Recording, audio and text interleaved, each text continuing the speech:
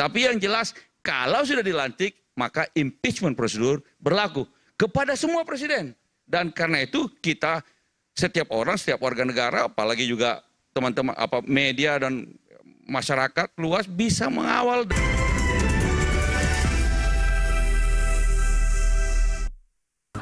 Oke. Nanti dibaca ya mahasiswa ya. Masih dibaca, luar biasa nih. Tapi tadi saya harus fair juga karena Bung Refli mengatakan tadi sebelum pelantikan karena fufafa dan lain sebagainya itu bisa kemudian ada pembatalan pelantikan. Saya kok mikir jauh banget yang Bung Refli katakan, tapi itu Bung Refli katakan. Saya yakin Bung Andi ingin meluruskan soal itu, silakan. Baik, jadi sangat wajar kalau masyarakat punya harapan besar terhadap presiden terpilih atau presiden baru nantinya. Itu wajar, baik yang memilihnya maupun yang tidak memilihnya. Semua punya harapan baru, harapan besar. Apa yang dikatakan Pak Saidido, Bung Refli juga, kita semua punya harapan terhadap presiden baru. Kadang-kadang harapannya juga kadang-kadang tidak realistis juga, tapi itu harapan. Nah karena itu kita perlu beri kesempatan kepada presiden baru untuk memulai menjalankan masa jabatannya. Dimulai dengan sumpah presiden itu. Setelah itu kemudian dia menyusun kabinetnya. Setelah menyusun kabinetnya, menetapkan, tentu saja semua kabinetnya diberikan kebijakan-kebijakan dasar yang harus dijalankan oleh pemerintahan ini. Kebijakan-kebijakan apa segala macam. Setelah itu kita lihat. Nah, tentu saja dalam proses ini mereka yang ingin beroposisi, mengkritisi dan segala macam boleh sekali. Tapi bahwa sampai kemudian tidak jadi dilantik rasanya lah. Kalau yang itu lah. Tidak ada presidennya. Tidak ada presidennya. Sekarang ini. Bang Andi sendiri itu saya tidak melihat ada presidennya, mekanismenya bagaimana juga saya tidak tahu. Tapi yang jelas begini, yang ada adalah ketika sudah dilantik presiden maupun wakil presiden, berlakulah pasal konstitusi tentang impeachment prosedur. Kalau presiden wakil presiden yang menjabat kemudian melakukan pengkhianatan kepada negara, penyuapan dan pembuatan tercela, pelanggaran hukum berat dan sebagainya. Itu sebenarnya terjemahan dari konstitusi Amerika, yaitu bribery, treason, bribery, high crime and misdemeanor. Jadi ini misdemeanor ini kemudian diterjemahkan sebagai perbuatan tercela. Nah, begitu setelah dilantik berlakulah pasal tentang impeachment ini. Impeachment. Kalau dalam masa jabatannya itu ada melakukan salah satu dari berbagai pelanggaran itu, dia kemudian bisa diimpeach melalui prosedur. Tapi sampaikan tadi sebelum pelantikan. Itu yang saya katakan, saya belum melihat. Presidennya belum ada. Nggak pernah Indonesia. Bagaimana melakukannya? Karena yang ada adalah KPU melakukan penetapan. Setelah itu kemudian ada sengketa pemilu di Mahkamah Konstitusi. Udah selesai semua itu? Selesai semua itu, kemudian ditetapkanlah secara final oleh KPU penetapan tentang hasil pemilu yang nanti akan dibacakan di sidang MPR itu sebelum pada waktu tanggal 20 Oktober nanti. Jadi apa yang dikatakan Bung Refli terlalu jauh lah begitu ya. Nah, kira-kira itu yang saya pahami selama ini.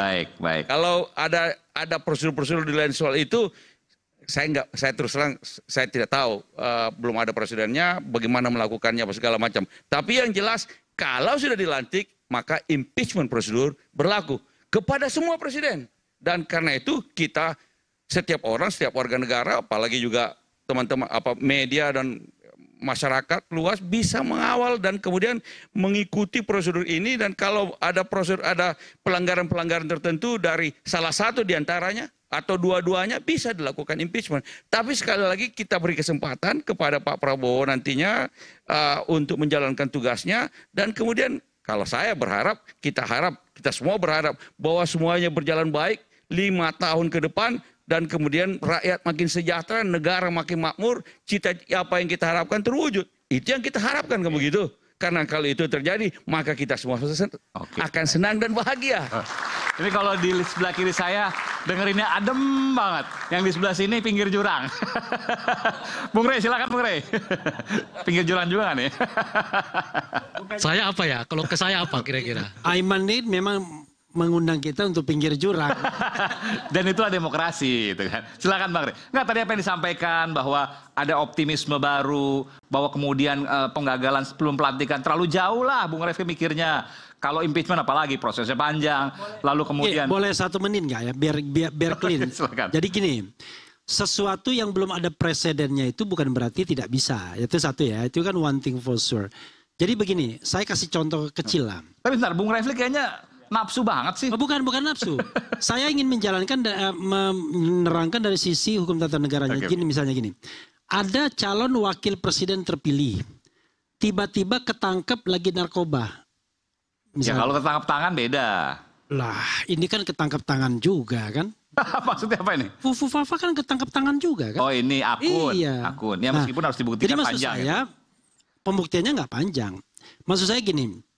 Bukan berarti kalau dia sudah kemudian proses selesai di KPU diumumkan 24 April, kemudian dia tidak bisa digagalkan pelantikannya. Kalau ada materinya berubah, ya kan? Ini kan kita bicara tentang material orangnya itu berubah. Misalnya dia gila, ya kan? Masa gila masih tetap dilantik? Gila kitanya yang gila, ya kan? Jadi misalnya dia kena narkoba, lagi main judi, lagi main perempuan misalnya. Itu hal-hal yang membuat dia tidak lagi memenuhi syarat. Ya, bisa. Tapi kan biasanya bayangan kita adalah kalau sudah terpilih itu kan menjaga sikap. Kan begitu biasanya. Dan dia hasil dari sebuah seleksi yang baik dalam politik Indonesia. Tapi kan ini kan bukan sebuah sesuatu yang hasil seleksi yang baik. Ini kan unusual things dalam politik dimanapun. Tiba-tiba anak yang belum... Tapi saya mau ngomong ini. Gitu. Tapi jangan dibully ya, buzzer jangan dibully nih. Ini kan kejadian misalnya katakanlah benar. Saya juga bukan Profesor Fufafa ya. Katakanlah benar. Ya sudahlah itu kan udah 10 tahun yang lalu. Kita tahu juga bahwa 10 tahun yang lalu tuh bagaimana sengitnya pemilu pada saat itu. Bung Romi juga waktu mengalami sendiri 2014. Lalu kemudian muncul seperti itu. Ya sekarang kita buka lembaran baru, bangun untuk Indonesia. Itu kan wajar kalau ada pendapat seperti itu. Gitu ya. Sekarang kan tadi dengar nggak penjelasan saya? Kan penjelasan saya tidak hanya 5 tahun yang lalu, tidak hanya 10 tahun yang lalu, tapi saat ini perbuatan tercelanya. Dan ketidakmampuan secara rohaninya saat ini. Kan saya tadi katakan ada 3 yang membuat dia indikasi bahwa dia melakukan perbuatan tercela. Pertama, dia tidak mengakui akun Fufafa itu miliknya. Itu berarti kan melakukan kebohongan publik. Itu tercela. Yang kedua adalah dia menghapus postingan 1.200 tersebut. Yang ketiga, dia mengganti nama dia dari Gibran ke Slamet.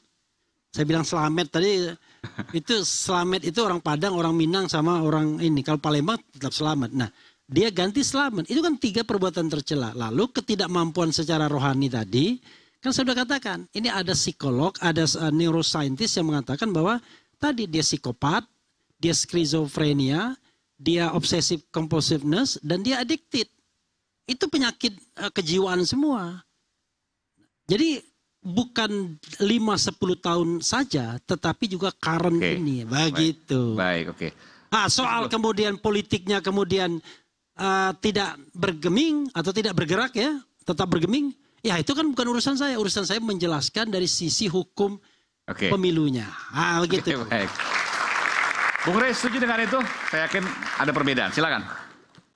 Ya jangan disela dulu ya. Ya silakan. Tadi Refli minta 1 menit, saya hitung udah 5 menit tuh. Silakan. Nggak dipotong kok. Silakan. Kalau kita menyambut calon presiden dan calon pemimpin dengan optimisme, itu klasik. Ya kan udah barang lama itu. Yang jarang kita temukan adalah menyambut presiden dengan sikap pesimisme. Itu Jokowi disambut di periode pertama dan kedua itu dengan optimisme, khususnya di periode kedua hasilnya mengecewakan kan. Jadi jangan lagi kita, menurut saya sih kadang-kadang perlu kita belajar dari optimisme ke pesimisme itu menyakitkan daripada yang pesimisme ke optimisme kan. Nah oleh karena itu ada baiknya memang kita sambut kehadiran Pak Prabowo itu dengan sikap pesimis. Apakah Pak Prabowo mampu membawa kita ke arah yang lebih baik? Mungkin kita jawab dengan belum tentu. Daripada mengatakan optimis, yang kita alami 5 tahun terakhir di era Jokowi ini banyak orang yang kecewa gitu. Itu satu. Apakah kemudian pesimisme itu didukung semacam isyarat, semacam tanda-tanda bahwa pesimisme kita itu sesuatu yang logik gitu. Saya kira iya. Ada beberapa tanda di situ itu. Pertama adalah beliau mengubah struktur kabinet dari 34 ke 44. Artinya apa? Artinya beliau menginginkan kabinet yang sangat besar yang semata-mata untuk menampung banyak partai politik masuk ke dalam anggota kabinetnya.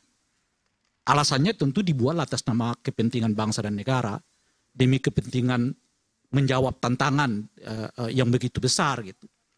Tantangan Pak Jokowi dengan Pak Prabowo mungkin kalau dibuat skala-skala bisa juga tantangan Pak Jokowi lebih besar, tapi kabinetnya 34. Gitu. Apalagi Pak Prabowo hanya mengatakan saya akan melanjutkan apa yang sudah dilaksanakan oleh Pak Jokowi. Artinya kalau Pak Jokowi 34, Anda mestinya bukan 44 dong, di bawah itu. Karena tinggal melanjutkan. Karena artinya melanjutkan itu nggak mungkin 90 kan. Melanjutkan itu ya paling, itu artinya orang udah bekerja di atas 50, sisanya yang kita lanjutkan. 40, 30, loh. Kalau untuk pekerjaan yang 60 aja orang membutuhkan kabinet cuma 34, apa yang membuat kita untuk pekerjaan 40 lalu membengkakkan kabinet menjadi 44? Kan di situ pertanyaannya kan. Nah, jadi kita bicara dalam konteks itu turunannya banyak. Soal efisiensi, soal efektivitas, soal biaya negara, soal koordinasi, soal macam-macam. Itu turunannya tuh. Nah, dari situ pertama. Nah, yang kedua adalah soal kata kelanjutan. Pak Prabowo belum memperlihatkan sebetulnya kepada kita yang dilanjutkan dari Pak Jokowi ini apa. Apakah Pak Prabowo mau melanjutkan indeks kebebasan berpendapat kita yang turun? Apakah Pak Prabowo mau melanjutkan perhatian terhadap hak asasi manusia yang turun? Apakah Pak Prabowo mau melanjutkan penegakan hukum terhadap korupsi, kolusi, dan nepotisme juga menurun, mau dilanjutkan oleh Pak Prabowo? Dan sebagainya. Di luar ekonomi. Karena itu bukan wilayah saya. Gitu. Tapi hampir semua indikator demokrasi kita, itu trennya menurun di era Pak Jokowi. Khususnya 5 tahun terakhir menjelang Pak Jokowi itu lengser. Apa itu juga mau dilanjutkan oleh Pak Prabowo?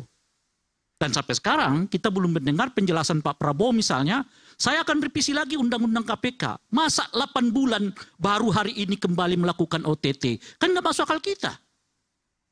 8 bulan off. Ya kan? Baru kali ini lagi melakukan OTT yang kalsel itu. Gubernur. Ya. 8 bulan ini kerjanya KPK hanya ribut soal internal mereka. Pimpinan KPK yang dipersoalkan secara etik, anggotanya dipersoalkan secara etik, macam-macam dan seterusnya itu. Gitu. Ini jelas efek dari revisi undang-undang KPK. Oleh karena itu saya Pak Prabowo harus mengatakan kalau saya jadi presiden, saya akan revisi lagi undang-undang KPK, setidaknya kita akan kembalikan kepada undang-undang yang sebelum revisi ini. Contoh itu misalnya. Sebagai contoh tuh. Untuk mengatakan bahwa pemberantasan korupsi nggak akan saya lanjutkan, di mana trennya di era Pak Jokowi itu menurun, di era saya harus naik. Kebebasan berpendapat harus naik.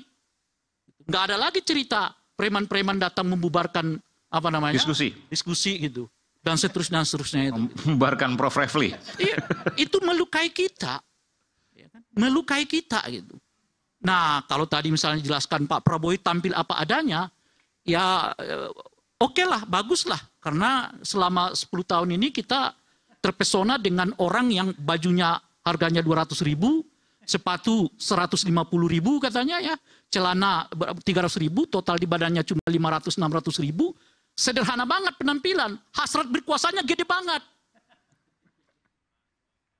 Sampai dorong anaknya jadi wali kota, dorong menantunya jadi wali kota, sekarang dorong anaknya jadi calon wakil presiden. Jadi bajunya sederhana, celana sederhana, sepatu sederhana, kaos kakinya sederhana, tampilannya memang lugu. Hasrat berkuasanya kita nggak tahan gitu loh. Gede banget, lebih gede dari, saya pikir dari siapapun di Republik ini gitu.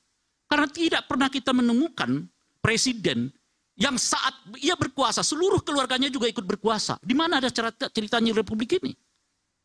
Ada ceritanya sekarang ini di eranya Pak Jokowi, di ujung kekuasaannya.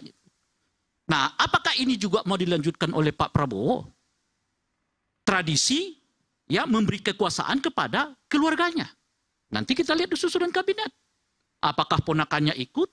Misalnya gitu ya. Apakah saudara-saudaranya ikut? Ya kan? Apakah ininya ikut gitu? Nah, itu yang kedua tuh. Nah, yang ketiga, pandangan dirinya terhadap moral demokrasi. Bagi saya ini penting. Kenapa? Karena di era Pak Jokowi ini selalu orang berlindung di bawah aturan. Padahal aturan yang dilipat-lipat. Gitu kira-kira. Bahkan ada ketua partai yang kita dengar hari ini berpidato kan. Aturan, kita harus menang. Jangan melanggar aturan. Tapi kalau nggak ketahuan, kata dia. Kan? Iya makanya, jangan melanggar aturan, asal nggak ketahuan. Nah, boleh melanggar, asal jangan ketahuan.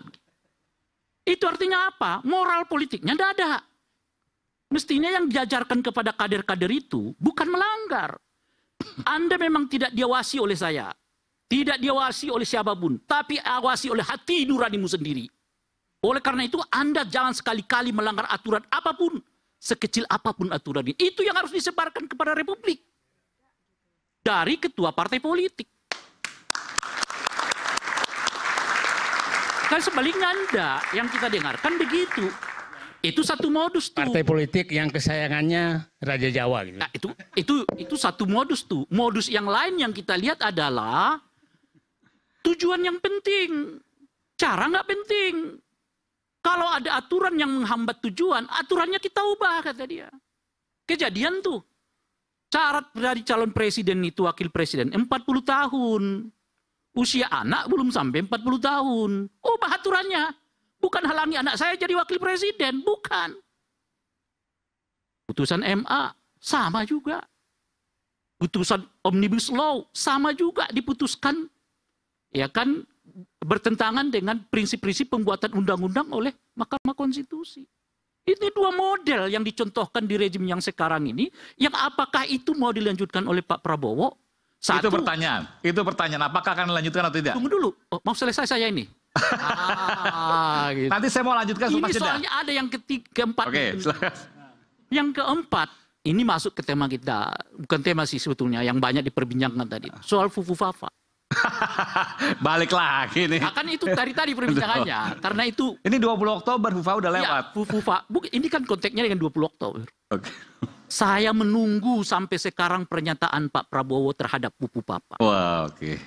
Karena yang disebut salah satunya di dalam kisah Fufufafa itu nama Pak Prabowo. Sebentar, tapi itu kan gini, nanti mungkin tambahkan ya. Bisa akun yang menyebut Pak Prabowo kan bukan Fufafa aja, ada banyak juga. Kenapa mesti Fufafa yang kemudian ditanggapi? Ada orang menduga, bahkan disebut 99,9% akun ini berhubungan dengan pasangan dirinya di dalam Pilpres. No? Lihat nggak itu hubungan yang begitu? Itu bukan akun papanya Rerangkuti. Kalau Rerangkuti yang buat itu dia nggak usah dengerin. Tuh ya kan. Udah kasih aja sama siapa itu ngadapin. Ini dengan bukan calon, wakil dirinya. Pertanyaannya Pak Prabowo percaya nggak bahwa itu kaitan ke sana? Itulah yang saya mau tanyakan. Saya tidak dengar Pak Prabowo berbicara soal ini. Padahal ini menyangkut satu, apakah wakilnya ini diduga berbohong atau tidak seperti pernyataan Bung Refli, ya kan? Apakah wakilnya ini diduga punya penyakit psikologis seperti yang disebutkan tadi siapa Dokter Tifa, misalnya gitu ya? Apakah wakilnya ini menyerang pribadinya berdasarkan apa? Kan bukan hanya pribadinya, tapi juga keluarga dari Pak Prabowo. Tapi Pak Prabowo-nya juga diam. Itu khas Pak Jokowi. Kalau dihadapkan pada persoalan, diam. Bukan urusan saya. Urusan no. Ya kan? Bukan urusan saya. Urusan no. Gitu. Pak Prabowo juga diam. Apakah model yang begini juga mau dilanjutkan oleh Pak? Nanti kita akan simak jawabannya dari mungkin Bung Andi, Mas Romi, mungkin juga Babe selepas jeda kami akan segera balik tetaplah bersama kami dari Tersuara. Masih balik.